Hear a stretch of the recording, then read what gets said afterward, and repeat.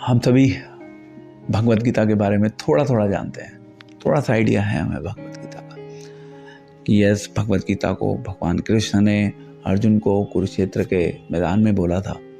भगवद गीता में 700 श्लोक हैं, भगवद गीता में 18 चैप्टर हैं। तो ऐसे ऐसे अलग अलग चीज़ें थोड़ी थोड़ी हमें भगवद गीता की पता है। तो एक इंटरेस्टिंग पॉइंट, एक इंटरेस्टिंग क्वेश्चन कभी कभी लोगों के माइंड में आता है कि यस, मैंने तो बचपन से ही भगवद गीता नहीं पढ़ी और अब मैं 55 का हो गया हूँ, तो अब मुझे भगवद गीता पढ़ने की क्या आवश्यकता है, या भला मैं भगवद गीता क्यों पढूं?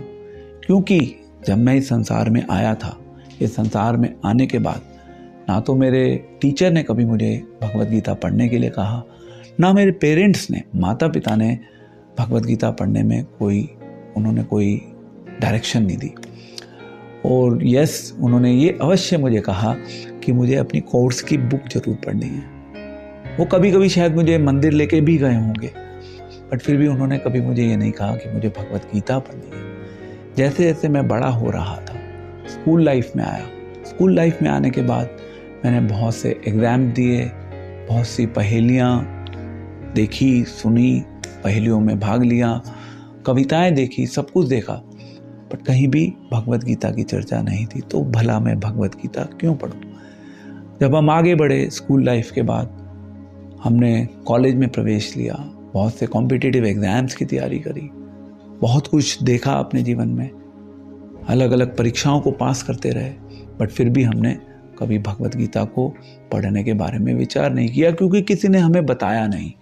ऐसे ही जब हम आगे बढ़ते रहे तो उसके बाद हमारी नौकरी का समय आ गया।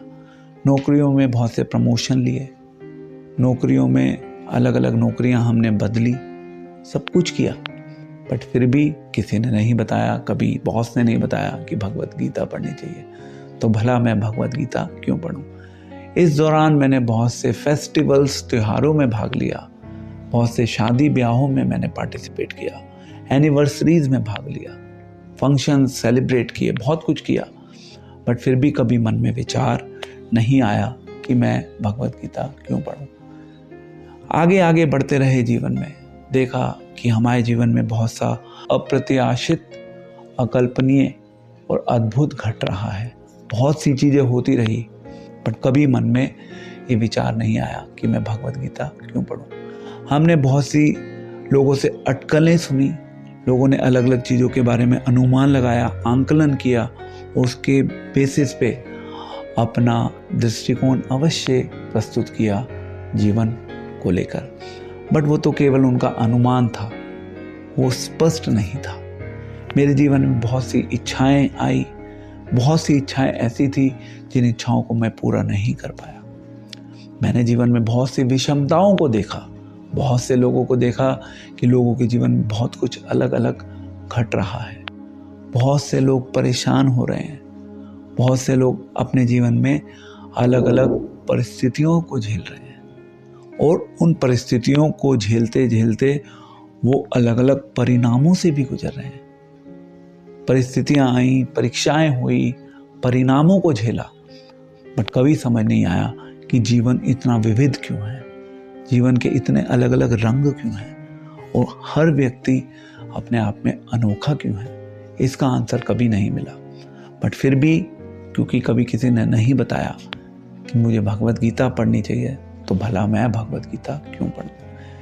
ऐसे ही मेरा जीवन आगे निकलता रहा, आगे बढ़ता रहा। जैसे जैसे मैं आगे बढ़ता रहा तो मुझे जीवन में मेरे जीवन में अलग अलग प्रश्न आए कि आखिर मैं क्या हूँ, मैं इस संसार में क्यों आया हूँ, मैंने जन्म क्यों लिया है, मैं भी मरूंगा, मैं मरने के बाद कहाँ जाऊंगा। दूसरे लोग भी जन्म ले रहे हैं, उन्होंने जन्म क्यों लिया है, वो मरने के बाद कहाँ जाएंगे। अलग अलग जीवन में अलग अलग विषम परिस्थितियां हैं, सबके जीवन के रंग जो हैं वो अलग हैं। किसी के जीवन में बहुत ज़्यादा परेशानियां हैं, किसी के जीवन में बहुत कम परेशानियां हैं। परेशानियां तो सभी जगह हैं। क्या उन परेशानियों का, क्या उन समस्याओं का कोई निवारण है या नहीं है? बहुत से लोगों ने बहुत कुछ कहा, बट फिर भी वो इसका स्पष्टीकरण मुझे नहीं दे पाया। तो क्योंकि प्रश्न बहुत गंभीर थे। उन गंभीर प्रश्नों के ऊपर गंभीर चिंतन की आवश्यकता थी। फाइनली मैंने सोचा कि भाई, क्योंकि मुझे कोई इस विषय के बारे में जानकारी नहीं दे पा रहा है, ये जो जीवन के जो हमारे जीवन की जो मिस्ट्रीज हैं, इन मिस्ट्रीज के ऊपर मेरे को जब कोई आंसर नहीं मिल रहा है, तो मैंने खुद ही एक दिन इस विषय के ऊपर विचार किया और फाइनली मैंने सोचा कि चलो मुझे अब, क्योंकि अब मैं 55 का हो चुका हूँ, तो अब मुझे गीता को अवश्य पढ़कर ट्राई करना चाहिए, वो इन क्वेश्चंस का आंसर ढूंढने की कोशिश करनी चाहिए, क्योंकि मुझे और कहीं इसका सही आंसर नहीं मिल पाया। सो बचपन से 55 तक पूरा जीवन निकल गया। फिर मैंने इसके ऊपर विचार किया कि यस, शायद मुझे अब गीता खोल लेनी चाहिए। मैंने गीता को खोला और मैंने गीता को पढ़ना शुरू किया। क्वेश्चंस के आंसर मिलने शुरू हुए, बट देन मैंने रियलाइज किया कि कहीं ना कहीं शायद मैं अब बहुत लेट हो चुका हूँ। बट यस, जैसा कि मैंने सुना है कि भगवान के घर में देर जरूर हो सकती है, अंधेर नहीं होता।